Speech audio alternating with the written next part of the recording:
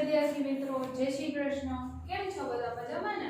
આપણે જે છે આજનું ચેપ્ટર નંબર 18 આપણું હવા અને પાણીનું પ્રદૂષણ। ગયા લેક્ચરની અંદર આપણે જે છે એ હવા અને પાણીનું પ્રદૂષણ કેવી રીતે ફેલાય છે તેમાંથી આપણે જે છે હવાના પ્રદૂષકો વિશે આપણે અભ્યાસ કર્યો હતો કે કેવી રીતે હવાનું પ્રદૂષણ એ પ્રેરે છે અને દિવસે ને દિવસે તેની અંદર વધારો થતો જોવા મળે છે। તો આપણી કેવી કેવી પ્રવૃત્તિઓ હોય છે, પછી તો એક કુદરતી એવી કેવી પ્રવૃત્તિઓ હોય છે કે જેને કારણે સતત ને સતત જે છે હવાનું પ્રદૂષણ એ છે। તો આટલા વિશે આપણે જે છે અભ્યાસ કરી ગયા છીએ। હવે આપણે જોઈએ કે તમારા ટેક્સ્ટબુકની અંદર તમને જે છે તાજમહેલની એક કેસ સ્ટડી આપેલી છે।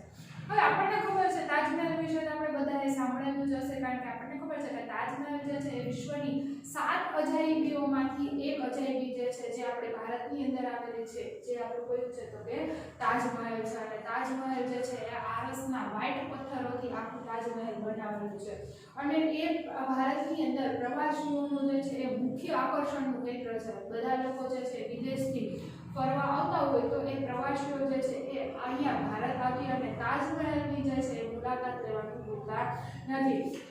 પણ આ અત્યારે જોઈએ છે તો કે આ તાજમહેલ જે છે અત્યારે ખૂબ જ ચિંતાજનક વિષય બની ગયો છે। શું કામ ચિંતાજનક? તો કે આપણને ખબર છે કે તેની ફરતે આવેલો જે સફેદ આરસનો પથ્થર જે છે એ દિવસે ને દિવસે તાજમહેલને કેવો પાડતો જાય છે તો કે પીળો પાડતો જાય છે, એટલે કે સફેદ આરસના પથ્થરો જે છે દિવસે ને દિવસે પીળા પડતા જાય છે। તો આવું શું કામ થાય છે કે જે એની સુંદરતાને ઓછી કરે છે? તો આવું કોના કારણે થાય છે? તો કે આપણે જોઈએ છીએ કે આ પ્રદૂષણો છે એટલે કે હવાના જે કંઈ પણ પ્રદૂષણો છે એ સજીવને જ નહીં પરંતુ નિર્જીવ વસ્તુઓ જેવી કે ઇમારતો હોય, સ્મારકો હોય અને પ્રતિમાઓ એટલે કે મોટા મોટા સ્ટેચ્યુ હોય એ બધાને નુકસાન કરે છે। હવે હવાનું પ્રદૂષણ આપણે જોઈને ન આવ્યા કે આપણે વનસ્પતિઓ હોય, પ્રાણીઓ હોય એટલે કે દરેક પ્રકારના સજીવો ઉપર કેવી અસર કરે છે એ આપણે ગયા લેક્ચરની અંદર જોયું, પરંતુ આ પ્રદૂષણો જે છે એ આપણને એટલે કે સજીવને જ નહીં પરંતુ નિર્જીવ ઉપર પણ એટલી જ ખરાબ અસર કરે છે, જેનો એક જ આપણે અત્યારે નમૂનો જોઈએ છે કે તાજમહેલ। તો હવે તાજમહેલના જે પથ્થરો જે છે પીળા કેવી રીતે થઈ રહ્યા છે? તો કે વાતાવરણમાં રહેલો સલ્ફર ડાયોક્સાઇડ અને નાઇટ્રોજન ડાયોક્સાઇડ પ્રદૂષકો જે છે કે આપણે આગળના લેક્ચરમાં ચર્ચા કરી હતી કે સલ્ફર અને જે છે નાઇટ્રોજન એ વાતાવરણની અંદર હાજર હોય છે, તે ઓક્સિજન સાથે પ્રક્રિયા કરી અને શું બનાવે છે તો કે સલ્ફર ડાયોક્સાઇડ અને નાઇટ્રોજન ડાયોક્સાઇડ વાયુ બનાવે છે। હવે આ ઓક્સિજન સાથેની પ્રક્રિયા બાદ જે ડાયોક્સાઇડના ફોર્મમાં પડેલા હોય છે આ સલ્ફર ડાયોક્સાઇડ અને નાઇટ્રોજન ડાયોક્સાઇડ એ પાણીની બાષ્પ સાથે પ્રક્રિયા કરશે, કારણ કે હવાની અંદર પાણીની બાષ્પ તો હાજર જ હશે। એ પાણીની બાષ્પ એટલે કે પાણી સાથે પ્રક્રિયા કરી અને શું બનાવે છે તો કે એસિડ વર્ષા બનાવે છે, એટલે કે નાઇટ્રિક એસિડ અને સલ્ફ્યુરિક એસિડ બનાવે છે। હવે આ જ્યારે છે પાણીની બાષ્પ સાથે પ્રક્રિયા કરે છે એટલે એ એસિડિક ફોર્મમાં આવી જાય છે અને જ્યારે વરસાદ પડે છે ત્યારે વરસાદ સાથે આ એસિડ જમીન ઉપર ધોવાઈ આવે છે। જમીન ઉપર ધોવાઈ આવે એટલે તે જે છે એ આરસના પથ્થરને કેવો બનાવી દે છે તો કે પીળો બનાવી દે છે, કારણ કે આ બંને કેવા છે તો કે એસિડ છે અને એસિડ હોવાને કારણે આ આરસ એટલે કે જે ચૂનાનો એક પથ્થર આપણે કહી શકાય એનો જે પ્રકાર છે તેના ઉપર એ પ્રક્રિયા કરી અને શું બનાવી દે છે તો કે પથ્થરનું ખવાણ થઈ જાય છે। ખવાણ થઈ જાય એટલે કે ધીમે ધીમે એના નાના નાના પાવડર ફોર્મમાં આવવા માંડે। તો આવા ખવાણ થવાને કારણે એને આપણે જે છે એ આરસનું કેન્સર પણ આપણે કહી શકીએ। તો કે આવા પ્રદૂષકો જે છે એ આવા આરસનું કેન્સર થવા માટે જવાબદાર છે, જેનું એક ઉદાહરણ છે આપણું તાજમહેલ કે જે દિવસે ને દિવસે કેવું થઈ રહ્યું છે તો કે પીળું થઈ રહ્યું છે। આરસના પથ્થરો ધીમે ધીમે જે છે એ પીળાશ પડતા થઈ રહ્યા છે। હવે એના માટે એક તો આ એસિડ વર્ષા તો જવાબદાર છે જ, પરંતુ સાથે સાથે જે છે તેની આસપાસ આવેલા ઉદ્યોગો પણ એટલા જ જવાબદાર છે। દાખલા તરીકે જે છે આગ્રાની આપણે જે તાજમહેલ જે છે એ દિલ્હીની અંદર આગ્રા શહેર જે આવેલું છે દિલ્હીની બાજુમાં તે જગ્યાએ આવેલો છે, તો ત્યાં કયા કયા જે છે મોટા મોટા ઉદ્યોગો આવેલા છે તો એની અંદર જે છે રબર પ્રોસેસિંગના ઉદ્યોગો છે, વાહન ઉદ્યોગ, પછી રસાયણો અને ખાસ કરીને જે એની અંદર આવેલી છે મથુરા ઓઇલ રિફાઇનરી। આ જે છે એ બહુ મોટી રિફાઇનરી છે જે સૌથી વધારે સલ્ફર ડાયોક્સાઇડ અને નાઇટ્રોજનના ડાયોક્સાઇડ ઉત્પન્ન કરે છે, જે વાતાવરણમાં આ ફેક્ટરીઓ દ્વારા વાતાવરણમાં મુક્ત કરવામાં આવે છે અને વાતાવરણમાં રહેલી પાણીની બાષ્પ સાથે પ્રક્રિયા કરે એટલે એસિડ વર્ષા થાય છે। તો આ સૌથી વધારે જે છે એ જવાબદાર કારણો છે। એ ઉપરાંત જે છે આપણે જોયું કે એ એસિડ વર્ષા થાય છે ત્યારે એ બધી વસ્તુઓને જે છે એ બગાડે છે। એ ઉપરાંત જમીનનું પ્રદૂષણ પણ પ્રેરે છે, એટલે કે જમીન કેવી બને છે તો કે એસિડિક બને છે। અને એસિડ વર્ષા દ્વારા જે કંઈ પણ વરસાદ પડે છે એ વરસાદ પણ આપણા માટે નુકસાનકારક છે, કારણ કે જો એસિડ રેન વાળો વરસાદ આપણી સ્કિન ઉપર પડે તો આપણે સ્કિન સંબંધિત ઘણી બધી સમસ્યાઓ આપણને થાય છે। તો આપણે જોયું કે આ જે બધા પ્રદૂષકો છે સજીવ નહીં પરંતુ નિર્જીવને પણ એટલી જ અસર કરે છે। હવે તાજને બચાવવા માટે જે છે એ સુપ્રીમ કોર્ટ દ્વારા, એટલે કે જે કંઈ પણ આપણે મોટા મોટા ડિસિઝન લેતા હોય તો તમે સુપ્રીમ કોર્ટ વિશે તો તમે સમાજની અંદર ભણતા હશો, તો આવા સુપ્રીમ કોર્ટ દ્વારા જે છે એ સીએનજી અને એલપીજી નો ઉપયોગ કરવાનો જે છે એ આદેશ આપ્યો છે। આ ઉપરાંત શીશા રહિત કે પેટ્રોલની અંદર પહેલાના સમયની અંદર તમે જુઓ કે શીશા વાળું જે છે, શીશા એક પ્રકારનું ધાતુ છે, આ શીશુયુક્ત જે છે પેટ્રોલ વાપરવામાં આવતું, તો એના ઉપર પણ પ્રતિબંધ આવી ગયો છે। અને બધા જે છે વાહનો ત્યાંના દિલ્હીની અંદર જે કંઈ પણ વાહન વ્યવહાર ચાલે છે, મોટી મોટી ફેક્ટરીઓની અંદર જે કંઈ પણ બળતણની જરૂર પડતી હોય તો એ બળતણના સ્થાને જે છે એ થોડુંક સ્વચ્છ બળતણ વાપરવાની જે છે આદેશ આપવામાં આવ્યા છે। સ્વચ્છ બળતણ કયું તો કે સીએનજી અને એલપીજી। સીએનજી એનું પૂરું નામ શું થશે તો કે કોમ્પ્રેસ નેચરલ ગેસ, એટલે કે જે કુદરતી વાયુ છે એનો ઉપયોગ કરવામાં આવે તો પ્રદૂષણની માત્રા જે છે એ ઘટાડવામાં આવે। સેમ એવી રીતે એલપીજી એટલે કે લિક્વિફાઈડ પેટ્રોલિયમ ગેસ, આનો ઉપયોગ કરી અને પ્રદૂષણની માત્રા જે છે એ થોડી ઘટાડવામાં આવી છે, જેને કારણે ઘણા બધા જે છે એ પગલાં લેવામાં આવ્યા છે। એની આપણે આગળ ચર્ચા કરશું।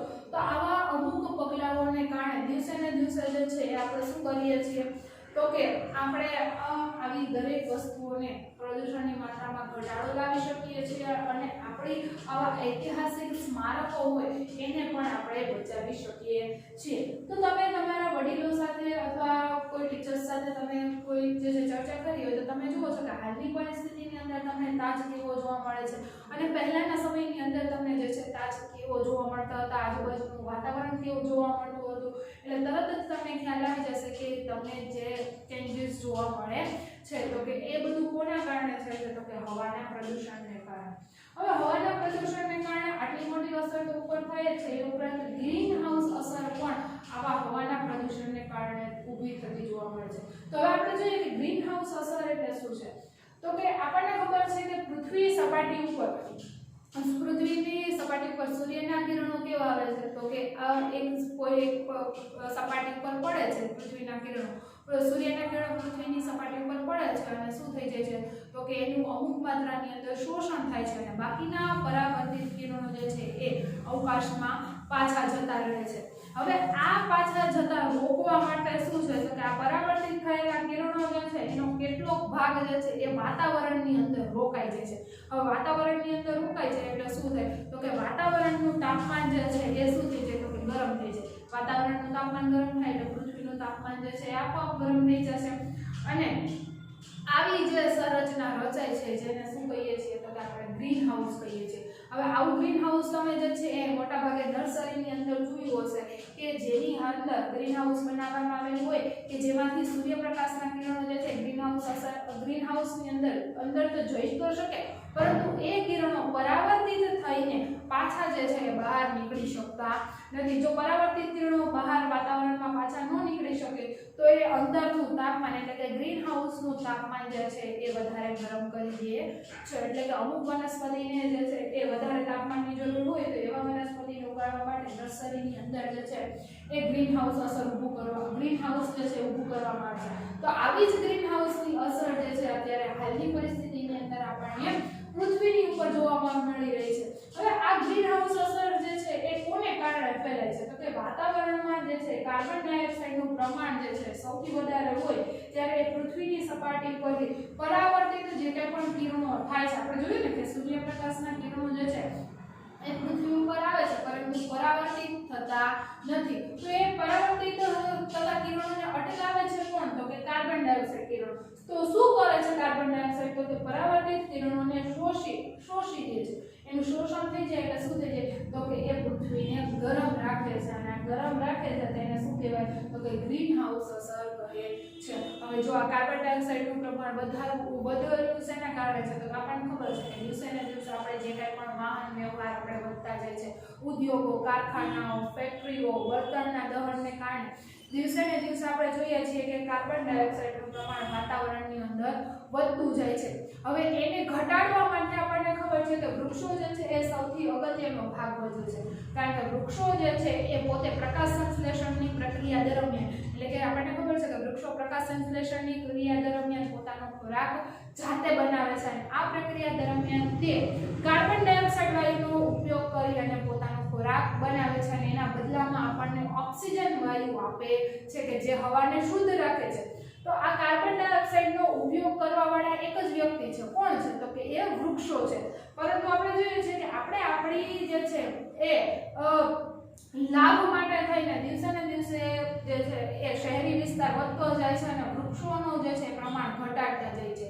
જો વૃક્ષોનું પ્રમાણ ઘટતું જશે તો કાર્બન ડાયોક્સાઇડનો ઉપયોગ કરવા વાળું જે છે એનું પ્રમાણ ઘટતું જાય છે અને જો અને ઓક્સિજનનું લેવલ સામે ઘટતું જાય છે. તો જો કાર્બન ડાયોક્સાઇડનું પ્રમાણ વધતું જશે તો એ પૃથ્વીનું તાપમાન પણ વધારશે અને જેને આપણે શું કહીએ છીએ તો કે ગ્રીન હાઉસ અસર કહીએ છીએ. તો આ ગ્રીન હાઉસ અસર કરતા વાયુઓ એક કાર્બન ડાયોક્સાઇડ જ નથી, પરંતુ એ સિવાયના પણ વાયુઓ છે, પરંતુ તેમાં સૌથી વધારે જો એનો ફાળો હોય તો તે કયો છે? Carbon dioxide. તે ઉપરાંતના કયા વાયુ છે? તો કે મિથેન છે, નાઇટ્રસ ઓક્સાઇડ છે અને સીએફસી. સીએફસી વિશે આપણે ગયા લેક્ચરની અંદર ચર્ચા કરી છે કે ક્લોરોફ્લોરો કાર્બન, કે જેના ઉપયોગ ઉપર તો અત્યારે હાલના સમય ઉપર શું છે તો કે પ્રતિબંધ છે. તો આવા બધા વાયુઓ પણ ગ્રીન હાઉસ અસર માટે જવાબદાર છે. હાલના સમયની અંદર આ જે છે ગ્રીન હાઉસ વાયુઓને ઉત્સર્જન ઘટાડવા માટે, કે આ જે કંઈ પણ વાયુઓ છે એ ઉત્સર્જિત જ ન થાય, કેવા આપણે જે છે આ પગલાં લેવા માટે તો કે ઘટાડવા માટે જે છે ક્યોટો પ્રોટોકોલ કરવામાં આવ્યો છે કે જેના દ્વારા જે કંઈ પણ મશીનરી હોય, ઉદ્યોગો હોય, કારખાના હોય કે એની અંદર એક લિમિટ નક્કી કરી દેવામાં આવેલી હોય કે એનાથી વધારે જે છે એ તમે વાતાવરણની અંદર કોઈ પણ વાયુ મુક્ત કરી શકો નહીં. અને જો એ મુક્ત કરતા વાયુઓ હોય એની પણ તમને જે છે એ સરકાર દ્વારા કોઈ પ્રોસેસ આપવામાં આવેલી હોય કે એ વાયુઓને તમે જે છે એ કોઈ બીજા વાયુઓ સાથે મિશ્રિત કરી અને એનું પ્રદૂષણ ઘટાડી શકાય એવી પદ્ધતિઓ અપનાવવામાં આવે છે. તો આવી બધી પદ્ધતિઓ દ્વારા જે છે એ ગ્રીન હાઉસ અસર જે છે એ હાલના સમયની અંદર ઘટાડવામાં આવે છે. હવે ગ્રીન હાઉસ અસરને કારણે જે છે એક ગ્લોબલ વોર્મિંગ નામનો પણ એક ગંભીર સમસ્યા અત્યારે હાલની પરિસ્થિતિની અંદર આપણને જોવા મળે છે. હવે આ ગ્લોબલ વોર્મિંગ શું છે? તો કે ગ્લોબલ વોર્મિંગને લીધે દરિયાની સપાટીમાં જે છે એ દિવસે ને દિવસે આપણને શું જોવા મળે છે તો કે વધારો થતો જોવા મળે છે. હવે દરિયા કિનારાના વિસ્તાર જે અગાઉ હતા એના કરતાં તો હાલ અત્યારે આપણે જોઈએ છીએ કે એની સપાટીમાં વધારો જોવા મળે છે. હવે ગ્લોબલ વોર્મિંગ એટલે શું? તો કે આપણે જોયું કે ગ્રીન હાઉસ અસરને કારણે શું થાય છે તો કે પૃથ્વી પરનું તાપમાન વધી જાય છે. હવે આ તાપમાન વધે એટલે ધ્રુવીય પ્રદેશ ઉપર આવેલા જે બર્ફીલા વિસ્તાર છે એનું તાપમાન વધવાને કારણે બર્ફીલા વિસ્તાર પરનો બરફ જે છે એ દિવસે ને દિવસે ઓગળવા માંડે છે. હવે ઓગળવા માંડશે એટલે એ બધું પાણી જે છે એ દરિયાની અંદર ભળતું જાય છે અને દરિયાની અંદર ભળવાને કારણે એની સપાટીની અંદર શું થઈ જાય છે તો કે વધારો થાય છે. હવે એની સપાટી વધવા માંડશે એટલે શું થાય છે તો કે જમીની વિસ્તાર જે છે એ ઘટવા માંડે છે અને આ જે છે એને અસરને આપણે ગ્લોબલ વોર્મિંગ અસર કહીએ છીએ કે જેને કારણે આ ઘણી મોટી સમસ્યા છે. કારણ કે આપણને ખબર છે કે આપણા માટે એવું હોય કે ફક્ત 2 અંશ સેલ્સિયસનો વધારો થાય છે અથવા 5.5 અંશ સેલ્સિયસનો વધારો ઘટાડો થતો હોય કે જે આપણને સામાન્ય એવો ફેરફાર લાગતો હોય, પરંતુ આ સામાન્ય ફેરફાર પણ આપણા વાતાવરણની અંદર આટલો મોટો ચેન્જીસ લાવી શકે છે કે જો આના ઉપર પૂરતું ધ્યાન આપવામાં ન આવે તો શું થાય તો કે ગ્લોબલ વોર્મિંગનું પ્રમાણ વધતું જાય છે અને ધ્રુવીય પ્રદેશોનો બરફ જે છે એ પીગળવા માંડે છે. હાલના તમે થોડાક સમય પહેલા વાંચેલું હોય તો કે હિમાલયની અંદર આવેલી હિમશિલાઓ ધીમે ધીમે શું થાય છે તો કે પીગળવા માંડે છે. ગંગોત્રીની અંદર આવેલી હિમશિલાઓ ધસી પડે છે. આવી બધી અનેક સમસ્યાઓ જે છે દિવસે ને દિવસે ઊભી થતી જોવા મળે છે. તો હવે જે છે એ આ બધું ઘટાડવા માટે આપણે શું કરી શકીએ? પાણીનું પ્રદૂષણ તો આપણે જોશું, પરંતુ આ હવાનું પ્રદૂષણ ઘટાડવા માટે શું થઈ શકે? તો કે એક તો જે છે સીએનજી, એલપીજી છે એવા સીસા રહિત પેટ્રોલ છે એવા બળતણોને આપણે વાપરવાનો નિર્ણય લેવો જોઈએ.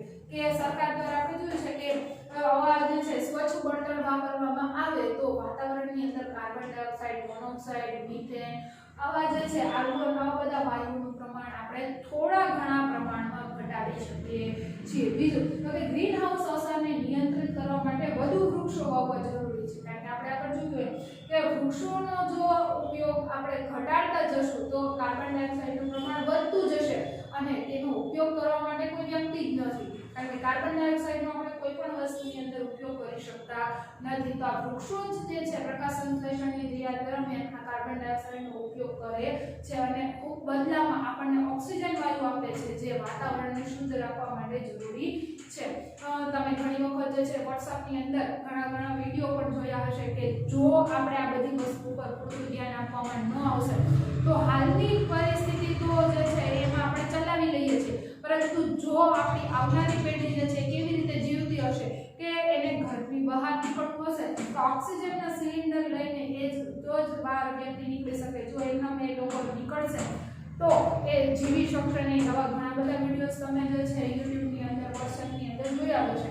તો જો આપણે આ બધા વાયુઓના જે છે એ ઉત્પાદન ઉપર નિયંત્રણ નહીં કરીએ તો હકીકતમાં એ આપણો દિવસો જે છે એ જોવાનો વારો આવશે. એટલે આવા બધા જે છે ઉપાયો દ્વારા આપણે જે છે એને લેવલ આપણે એનું ઓછું ઘટાડવું જોઈએ. પછી તો એ સિવાય આપણે શું કરી શકીએ તો કે અશ્મિ બળતણના બદલે આપણે શેનો તો કે સૌર ઉર્જા એટલે કે સૂર્ય ઉર્જાનો ઉપયોગ કરવો જોઈએ. જળ વિદ્યુત, પવન ઉર્જા જેવા વૈકલ્પિક ઉર્જા સ્ત્રોતોનો ઉપયોગ કરી વાયુ પ્રદૂષણને શું કરવું જોઈએ તો કે નિયંત્રણમાં લાવવું જોઈએ. કે આપણે જે કંઈ પણ અશ્મિ બળતણ વાપરીએ છીએ પેટ્રોલ છે, ડીઝલ, કેરોસીન, આવા બધા અશ્મિ બળતણના બદલે આપણે શું કરવું જોઈએ તો કે સૂર્ય ઉર્જાથી ચાલતા બધા વાહનો હોય તેના જે છે ઉપયોગ આપણે વધારવો જોઈએ. પછી જળ ઉર્જા એટલે કે આપણે જે છે એ ટર્બાઇન દ્વારા આપણને ખબર છે કે ઘણી જગ્યાએ મોટા ડેમ ઉપર જે છે એ જળ વિદ્યુત ઉત્પન્ન કરવામાં આવતી હોય તો આવા જે છે અશ્મિ બળતણના સ્થાને જે છે પવન ઉર્જા હોય, જળ ઉર્જા હોય, પછી સૂર્યથી ચાલતી જે છે એ બધા વાહનો હોય એનો ઉપયોગ વધારવો જોઈએ. આવા વૈકલ્પિક ઉર્જાનો જે છે આપણે ઉપયોગ કરવો જોઈએ જેને કારણે શું થાય તો કે વાયુ પ્રદૂષણને આપણે નિયંત્રણમાં લાવી શકીએ છીએ. તો આવી બધી પ્રવૃત્તિઓ દ્વારા જે છે એ આપણે વાયુ પ્રદૂષણની અંદર થોડી ઘણી માત્રામાં આપણે ઘટાડો કરી શકીએ છીએ. તો વિદ્યાર્થી મિત્રો તમે પણ આજુબાજુના વિસ્તારની અંદર જો કોઈ વ્યક્તિ દ્વારા વૃક્ષોને કાપવામાં આવતું હોય અથવા કોઈ નકામો કચરો જે છે સળગાવવામાં આવતો હોય તો આવી પ્રવૃત્તિ ઉપર તમે પણ જે છે એ નિરીક્ષણ કરી શકો છો અને એ પ્રવૃત્તિને અટકાવવાનો તમારે જે છે એ ઉપાય કરવો જોઈએ. આપણે જે છે આગલા ચેપ્ટરની અંદર અને આગલા ધોરણની અંદર તમે ભણીને આવો છો કે આવા જે છે એ નકામા કચરા દ્વારા તમે કુદરતી ખાતર બનાવી શકો છો. જો આ કચરાને બાળવામાં આવે તો એ જે છે કાર્બન ડાયોક્સાઇડ અને કાર્બન મોનોક્સાઇડ જેવા ઝેરી વાયુઓ જ ઉત્પન્ન કરશે. પરંતુ જો આ બધા નકામા કચરાને જે છે એ કોઈ ખાડાની અંદર ગાડી દેવામાં આવે તો એ કચરાનો એક પ્રકારે નિકાલ પણ આપણે કરી શકીએ છીએ. ઉપરાંત એ કચરાનો આપણે ઉપયોગ પણ કરી શકીએ છીએ જેની કારણે આપણે એ ઉપયોગમાં લઈ કુદરતી ખાતર તરીકે ઉપયોગમાં લઈ આપણે આપણા ઘરની અંદર ફૂલ છોડ હોય, કુંડા હોય એની અંદર આવા કુદરતી ખાતરનો ઉપયોગ કરીએ તો બહારથી જે આપણે રાસાયણિક ખાતરો જે ખરીદવા માટેના પૈસા હોય એની અંદર પણ આપણે આર્થિક રીતે પણ આપણે બચત કરી શકીએ છીએ. તો આવા નાના ઉપાયો દ્વારા પણ આપણે જે છે વાયુ પ્રદૂષણને જે છે નિયંત્રણમાં લાવી શકીએ છીએ. આપણા માટે જે છે ખૂબ જ નાની સમસ્યા હોય કે ભાઈ આપણા એકના પ્રયત્નો દ્વારા શું થશે એવું નથી, પરંતુ જો બધા આવા નાના બધા લોકો આવા નાના પ્રયત્નો કરે અને નાની વસ્તુઓ પર પણ જો થોડું ઘણું ધ્યાન આપે તો ઘણો મોટો જે છે એ ચેન્જીસ આપણે જે છે વાયુ પ્રદૂષણની અંદર લાવી શકીએ છીએ. તમે જોઈ શકો છો કે પહેલાના જે છે હમણાં સુધી તમે વાંચ્યું હોય કે દિલ્હીની અંદર વાયુ પ્રદૂષણ જે છે ખૂબ જ જોવા મળતું હતું. એની બદલે જે છે અમુક વાહનો ઉપર તમે જે છે એ લોકોએ પ્રતિબંધ મૂકી દીધું તો થોડો ઘણો જે છે એ સુધારો લાવી શકાયો છે. પછી તમે ઘણી વખત ન્યૂઝપેપરની અંદર એવું પણ વાંચેલું હોય કે ફટાકડા ફોડવા ઉપર પ્રતિબંધ છે. તો આપણે જે છે એ જરૂરિયાત ન હોય એવા સ્થળે ફટાકડા ફોડવા જ ન જોઈએ. શું કારણ કે ફટાકડા જે છે એ ફોડવાથી એક તો આપણે જે છે આર્થિક નુકસાન તો થાય જ છે, પરંતુ એ આર્થિકને સાથે સાથે વાયુ પ્રદૂષણમાં પણ એટલી જ માત્રામાં ફાળો આપે છે. એટલે જો કોઈ વ્યક્તિ જે છે એ ફટાકડા ફોડતા હોય તો આપણે એને સમજાવવા જોઈએ અને આવા વાયુ પ્રદૂષણ જે છે વધારે છે એની અંદર આપણે શું કરવું જોઈએ તો કે ઘટાડો લાવવો જોઈએ. તો આપણે આપણા દ્વારા પણ આપણે આવા જો નાના પ્રયત્નો આપણે કારણે વાયુ પ્રદૂષણનું જે છે એ આપણે ઘટાડી શકીએ. તો આવા જે છે પ્રયત્નો કરવા જોઈએ જેને કારણે પૃથ્વીનું તાપમાન પણ આપણે નીચું લાવી શકીએ છીએ, એટલે કે આપણે ગ્રીન હાઉસ અસરને પણ ઓછી કરી શકીએ છીએ. તો આ સાથે જ આપણે જે છે આ લેક્ચર આપણે અહીંયા પૂરો કરીએ છીએ. નેક્સ્ટ લેક્ચરની અંદર આપણે જે છે એ પાણીના પ્રદૂષણ વિશે ચર્ચા કરીશું. જય શ્રી કૃષ્ણ.